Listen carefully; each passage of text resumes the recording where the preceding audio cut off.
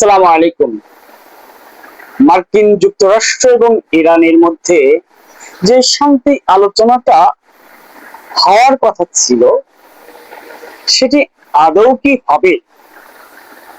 ইতোমধ্যে আমরা জানি ইরানের প্রস্তাব গ্রহণ করেনি মার্কিন যুক্তরাষ্ট্র। এটি যে করবে না এই ধারণাটা তো আমরা আগেই করেছিলাম,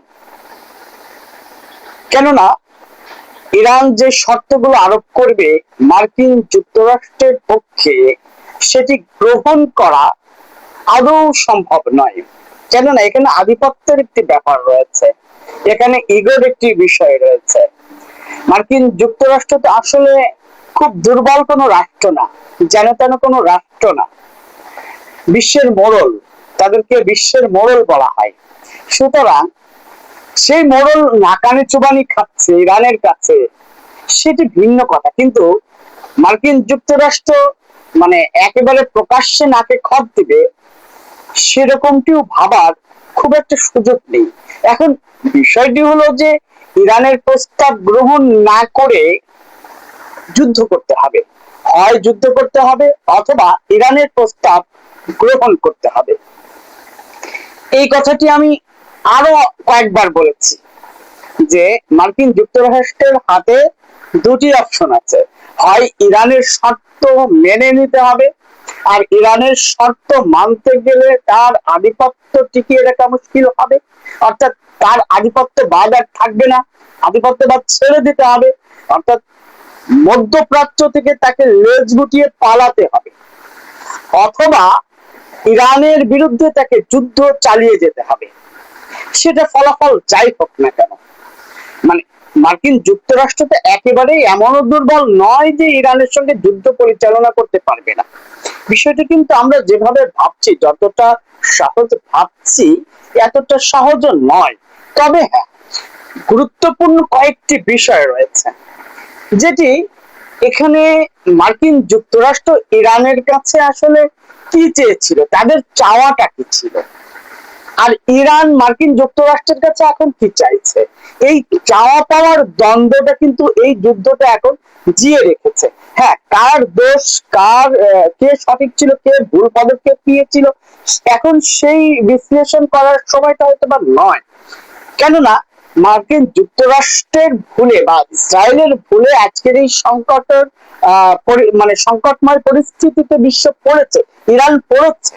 কিন্তু এই ঘটনাকে কেন্দ্র করে শুধু ইরান নয়, মধ্যপ্রাচ্যের রাষ্ট্রগুলো এখন অনিশ্চয়তার মধ্যে পড়ে গিয়েছে। আমি বারবারই বলেছি, এই রাষ্ট্রগুলো তো মুসলিম রাষ্ট্র, এই রাষ্ট্রগুলো এইগুলো নিয়ে অনেক আলোচনা করার কিছু রয়েছে, অনেক বিষয় নিয়ে আলোচনা করার রয়েছে, কিন্তু এই যে সংকটময় পরিস্থিতিটা ফেস করছে কিন্তু এই রাষ্ট্রগুলো। এখন বিষয়টি হলো এই যে দেন দরবার গুলো হচ্ছে, এখানে যে চাওয়া পাওয়ার যে বিষয়টি রয়েছে, ইরান কি চাইছে, মার্কিন যুক্তরাষ্ট্র কি চাইছে, এই চাওয়া পাওয়ার মাঝখানে কিন্তু আটকে রয়েছে এই দেন দরবারটা, অর্থাৎ নেগোশিয়েটটা হচ্ছে না চাওয়া পাওয়ার জায়গা থেকে। এখন মার্কিন যুক্তরাষ্ট্রের বড় চাওয়া হচ্ছে দুটি বিষয় ছিল, সেখানে একটি চাওয়া যদি পূর্ণ হয় তাহলে এনাফ, অর্থাৎ একটা হলো ইরান যেন পরমাণু অস্ত্র তৈরি করতে না পারে, অর্থাৎ তাদের যে সমৃদ্ধ ইউরেনিয়াম রয়েছে সেইটাকে সেইটার নিশ্চয়তা, নিরাপত্তা চাচ্ছে। সেটা হয় মার্কিন যুক্তরাষ্ট্রের হাতে তুলে দেওয়া হোক, বা ইসরায়েলের কাছে দেওয়া হোক, বা রাশিয়ার হাতে তুলে দেওয়া হোক, এরকম একটা নিশ্চয়তা চাচ্ছে ইরানের কাছ থেকে মার্কিন যুক্তরাষ্ট্র। পাশাপাশি এটার ছাড়াও আরেকটি পরিকল্পনা তাদের বৃহৎ আকারে রয়েছে, সেটি হলো ইরানের রেজিম পরিবর্তন। তাদের ধারণা ইরানের বর্তমান রেজিম পরিবর্তন হলে হয়তোবা তাদের আজ্ঞাবহ সরকার সেখানে ক্ষমতায় বসবে এবং তারা যা বলবে সেটাই শুনবে। কিন্তু সেটা কি আসলে সম্ভব? এই দুটির কোনোটি কি সম্ভব? অন্তত বর্তমান প্রেক্ষাপটে যেটি আমাদের কাছে মনে হচ্ছে, এটা কি আদৌ সম্ভব? এটি কোনোভাবেই সম্ভব নয়। তাহলে কি করতে হবে? তাহলে যুদ্ধ চালিয়ে যাওয়া ছাড়া মার্কিন যুক্তরাষ্ট্রের হাতে আর কি অপশন আছে? এখন এখানে আরেকটি বিষয় হলো গুরুত্বপূর্ণ পয়েন্ট, সেটি হলো ইরান পরমাণু অস্ত্র তৈরি ইরান সরাসরি বলে দিয়েছে যে তারা পরমাণু অস্ত্র মানে তৈরি থেকে বিরত থাকবে না, তারা পরমাণু অস্ত্র তৈরি করবে, এই শর্ত এখন তারা মানবে না। এখন তাহলে ইরান যদি পরমাণু অস্ত্র তৈরি করে, তোমার তাতে কি সমস্যা? মানে তুমি ছাড়া আর কেউ পরমাণু অস্ত্র তৈরি করতে পারবে না, এই নাকে খত দিতে হবে কেন? ইরান কেন এই শর্ত মানবে? এটি একটি গুরুত্বপূর্ণ প্রশ্ন। তুমি মানে নিরাপত্তার আশঙ্কা করছো, যে তোমার নিরাপত্তা নিয়ে শঙ্কা আছে, আর ভাই তোমাকে নিয়ে যে বিশ্ব আশঙ্কার মধ্যে রয়েছে, সেই সেই কৈফিয়তটা কে দেবে? মার্কিন যুক্তরাষ্ট্রকে এই প্রশ্ন কে করবে যে তোমাকে নিয়ে তো বিশ্ব আতঙ্কিত, তোমাকে নিয়ে বিশ্ব শঙ্কিত?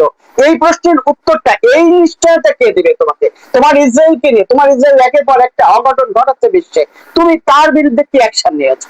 এই কথাগুলো মার্কিন যুক্তরাষ্ট্রকে চোখে চোখ রেখে কে বলবে? এই ক্ষমতাটা এখন ইরান অর্জন করেছে। সুতরাং এই জায়গাটা এখন এমন অবস্থায় এসে দাঁড়িয়েছে যে পরিস্থিতি এখন বোঝা যাচ্ছে না আসলে।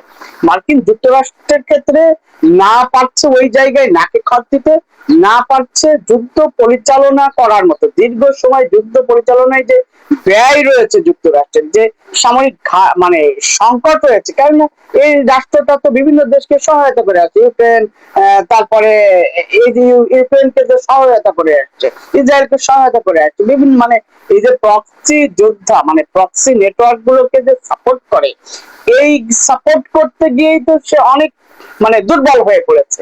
এবং মার্কিন যুক্তরাষ্ট্রের ভেতরে ভেতরে যে এক ধরনের দুর্বলতা রয়েছে, সেটি তো ধীরে ধীরে প্রকাশিত হচ্ছে। কিন্তু এখন বিষয়টি হলো, সেই দুর্বলতাটা কি এতটাই যে একেবারেই নাকে খত দিতে হবে ইরানের কাছে? বিষয়টা আসলে এরকমটাও মনে হয় না। আমার কাছে এটি মনে হয় না যে একেবারেই এরকম বিষয়টি তা না। হয়তোবা তারা যুদ্ধ ইরান হওয়ার কারণে, ইরানের যে সক্ষমতা, সেই সক্ষমতার কারণে মার্কিন যুক্তরাষ্ট্রের অনেক বেগ পেতে হচ্ছে, এটা ঠিক।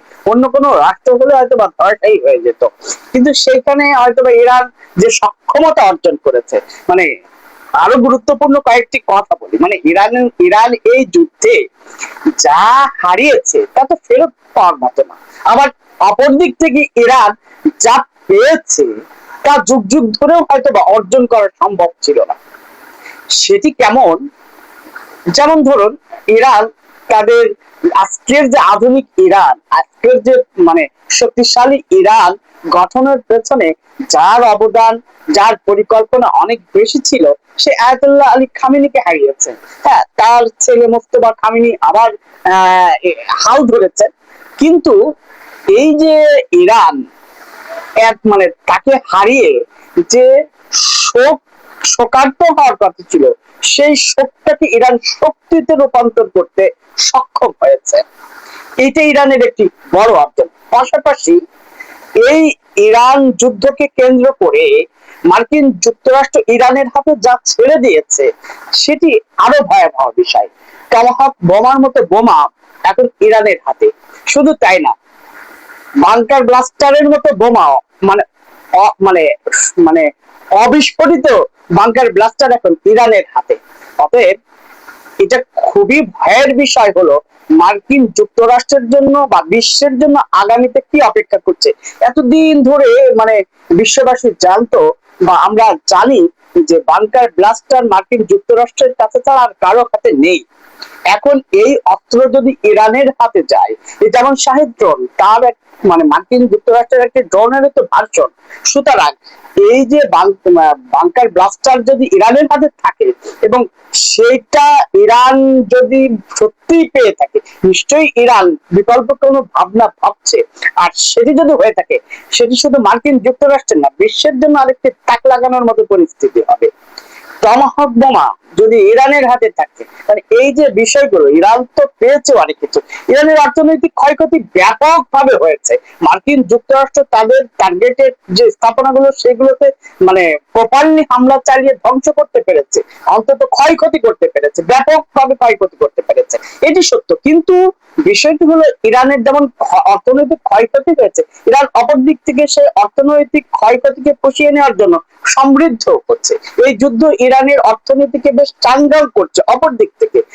যদিও সেই বিষয়টা বেশ গুরুত্বের সঙ্গে আমাদেরকে ভাবতে হচ্ছে যে ইরান কতদিন এই জায়গাটা স্টে করতে পারবে, অর্থাৎ হরমুজ প্রণালী কেন্দ্রিক ইরানের যে বাণিজ্য জমজমাট হয়েছে সেখানে নিশ্চয়ই এটা যত দীর্ঘ হবে, অন্যান্য রাষ্ট্রের উপরে যত চাপ বাড়তে থাকবে, তত বিকল্প চিন্তা ভাবনাও কিন্তু আসতে থাকবে। হয়তো এটা সাময়িকভাবে সবাই ভাবছে যে হরমুজ প্রণালী বন্ধ হওয়ার কারণে বিকল্প যে পথগুলো রয়েছে সেগুলি খুবই ব্যয়বহুল হবে, অত্যন্ত সময় ক্ষেপণ হবে। এই বিষয়গুলোর কারণে হয়তোবা আমরা খুব সহসাই ওই ভাবনাগুলো ভাবছি না, কিন্তু এটা যত দীর্ঘ হবে সেটা কিন্তু মানে অন্য পথ খুলে দিতে সহায়ক হবে। আমি জানি না আমার সঙ্গে এই বিষয়ে একমত হবেন কিনা, নাও হতে পারেন, কিন্তু আমার কাছে এরকম কি মনে হয়। বিশেষ করে চীনের কথা যদি আমরা ভাবি, চীন তো এই অভিজ্ঞতাটা অর্জন করলো। চীনের বেশিরভাগ তেল মানে ইরানের বেশিরভাগ তেলই তো রপ্তানি হয় চীনে। তাহলে ইরান যে অভিজ্ঞতাটা নিল যে হরমুজ প্রণালী যদি ইরান বন্ধ করে দেয় বা ইরানের ডিক্টেটরশিপ চলে, আধিপত্য চলে, তাহলে বিশ্বের পরিস্থিতি কি হতে পারে, এই অভিজ্ঞতাটা চীন তো গ্রহণ করেছে। তো আমি বলছি অন্যান্য দেশের কথা বাদ দিলাম, কিন্তু চীন তো এই ভাবনাটা ভাবতে পারে। সুতরাং এই বিকল্প ভাবনাটা চীন বের করে ফেলবে বলে আমার কাছে মনে হয়েছে, বা মানে কোন একটা অপশন চীন মানে এর মানে সেকেন্ড কপি কোনো কিছু ভাববে চীন, কারণ চীন এরকম একটি রাষ্ট্র। সুতরাং কেননা এখানে চীনের জন্য একটি বড় হুমকি হয়ে থাকে। চীন দেখছে তো বিষয়টা, বুঝতে পারছে যে আজকে হয়তো ইরানের সঙ্গে তার বন্ধুত্ব রয়েছে, কিন্তু কাল যখন এই বন্ধুত্বটা শত্রুতে রূপান্তরিত হবে তখন চীন কি করবে বা চীনের পরিস্থিতি কি হবে, চীন সেটি নিশ্চয়ই ভাবছে বা ভেবে রেখেছে, বা সেই দিক থেকে মানে সেই পরিকল্পনা অনুযায়ী চীন এগিয়ে যাচ্ছে, এটি স্বাভাবিক বিষয়। সুতরাং এই যুদ্ধটা যত দীর্ঘ হবে, না মার্কিন যুক্তরাষ্ট্রের জন্য, না ইরানের জন্য, না ইসরায়েলের জন্য, না চীনের জন্য, না বিশ্বের জন্য এটি কোনো সুফল বয়ে আনবে। সুতরাং মানে সমাধানের চেষ্টাটা মানে সবাইকে মিলে করাটা বেশি প্রয়োজন। আমরা জানি এখনো পর্যন্ত ইসরায়েলের প্রাইম মিনিস্টার নেতানিয়াহু সে এখনো স্বপ্ন দেখছে যে ইরানের রেজিম এখনো পর্যন্ত পরিবর্তন করা সম্ভব, সে এখনো এই স্বপ্ন দেখছে। এই যে মানে গতকালকে বা পরশুদিন সম্ভবত সে একটি সাক্ষাৎকারে মানে এই কথাটা জোরালো ভাবে বলেছে যে ইয়েস, এখনো ইরানের রেজিম পরিবর্তন করা পসিবল। এই স্বপ্নটা এখনো দেখছে, এখনো ইরানের সমৃদ্ধ ইউরেনিয়াম সেখান থেকে জব্দ করার পসিবল, এই স্বপ্নটা এখনো ইসরায়েল দেখছে। মার্কিন যুক্তরাষ্ট্র কি দেখছে না দেখছে সেটি বিষয় না, সমস্যাটা হলো মার্কিন যুক্তরাষ্ট্র ইরানের এই ভূমিটাকে, ইরানের পরিস্থিতিটাকে ইসরায়েলের চোখে দেখছে। সমস্যাটা ওইখানে। যেমন ওই যে এতদিন ভারতের চোখ দিয়ে বাংলাদেশকে মার্কিন যুক্তরাষ্ট্র দেখে এসেছে, ঠিক অনুরূপ ভাবে তার থেকে ভয়াবহ ভাবে মানে একেবারে কোনো মানে ফ্রেশ চোখে ইসরায়েলের চোখে ইরানকে দেখছে। টোটালি, একদম টোটালি ইসরায়েলের চোখে মার্কিন যুক্তরাষ্ট্র ইরানকে দেখছে। সুতরাং এইখানে একটি বড় সমস্যা। মার্কিন যুক্তরাষ্ট্র যে ফেসে গিয়েছে, আমি গতকালকেও বলেছি যে এই যে মধ্যপ্রাচ্যের যে আধিপত্য মার্কিন যুক্তরাষ্ট্রের, যেটা ছাড়তে হবে, এনি হাও ছাড়তে হবে, 2 দিন আগে বা 2 দিন পরে, এর কোনো বিকল্প নেই। মার্কিন যুক্তরাষ্ট্রের পতন শুরু হয়েছে, এখন সেই পতনটা কতদিনে পূর্ণাঙ্গ পতন হবে এইটি কোনো বিষয়। আমি এই অর্থে বলছি যে এই যে বললাম যে মার্কিন যুক্তরাষ্ট্রকে এতটাই দুর্বল, এই কারণেই বলেছি যে মার্কিন যুক্তরাষ্ট্রের পতন শুরু হয়েছে, এটি নিশ্চিত করে বলতে পারি যে মার্কিন যুক্তরাষ্ট্রের পতন শুরু হলো, কিন্তু সেই পতনটা শেষ হতে হতে কতদিন সেটা ধরে রাখতে পারবে এইটি হলো বিষয়। এখান থেকে কামব্যাক করার সুযোগ খুব একটা আছে বলে মনে হয় না। অর্থাৎ মার্কিন যুক্তরাষ্ট্রের দিন শেষ হয়ে যাচ্ছে, বিশ্বের নতুন বলয় তৈরি হতে যাচ্ছে, এবং সেটি হতে মানে সেটি যে চীন বা রাশিয়া বা মানে উভয় বা কয়েকটি রাষ্ট্র মিলে, মানে মার্কিন যুক্তরাষ্ট্র তো এককভাবে আধিপত্যবাদ কায়েম করেনি, তার সঙ্গে তো ইউরোপ, তাই না? সুতরাং চীনও যখন মানে এই ডিক্টেটরশিপ চালাবে, আধিপত্যবাদ কায়েম করবে, তখন চীনও শুধু একা না, চীনের অর্থনীতি সমৃদ্ধ, বাণিজ্য সমৃদ্ধ, তাদের সামরিক শক্তি সমৃদ্ধ হয়েছে, মানে কি নেই তাদের। সুতরাং এই জায়গাটা খুব একটা ভাবনার বিষয় রয়েছে। পাশাপাশি চীন, রাশিয়া, ইরান, তারপরে পাকিস্তান, এই মানে এরকম একটা চ্যালেঞ্জ হতে পারে, মানে একটা নতুন ফান্ড হতে পারে, এটা বিশেষজ্ঞরা বিভিন্ন ভাবে মতামত দিচ্ছেন বটে। কিন্তু এখন যেটি গুরুত্বপূর্ণ বিষয়তে দাঁড়িয়েছে যে এই যে মার্কিন যুক্তরাষ্ট্র ইরানের প্রস্তাবকে ফিরিয়ে দিল। এতদিন তো ইরান মার্কিন যুক্তরাষ্ট্রের প্রস্তাব ফিরিয়ে দিচ্ছিল, না আমরা এটা মানি না, এটা আমরা মানবো না, এটা করবা না। কিন্তু এখন এই যে ইরান ইরান যে প্রস্তাব দিয়েছে, যে শর্ত দিয়েছে, সেটি এখন যুক্তরাষ্ট্র ফিরিয়ে দিল। এখন তারা কি করছে, পুরো দোস্তর একটা যুদ্ধের পরিকল্পনা করছে। এই আশঙ্কাটা আমি আগেই করেছিলাম, আগেই বলেছিলাম যে এরকম একটি ঘটনা ঘটতে যাচ্ছে বা ঘটতে পারে। এই যে 15-16 হাজার সৈন্য নিয়ে মার্কিন যুক্তরাষ্ট্র এখন নতুন করে যুদ্ধের মানে মাঠ সাজাচ্ছে। মার্কিন যুক্তরাষ্ট্রের মধ্যপ্রাচ্যের যে ঘাঁটিগুলো ছিল সেগুলো তো এখন আর ব্যবহারযোগ্য না, এটা তো ইরান বুঝে গেছে।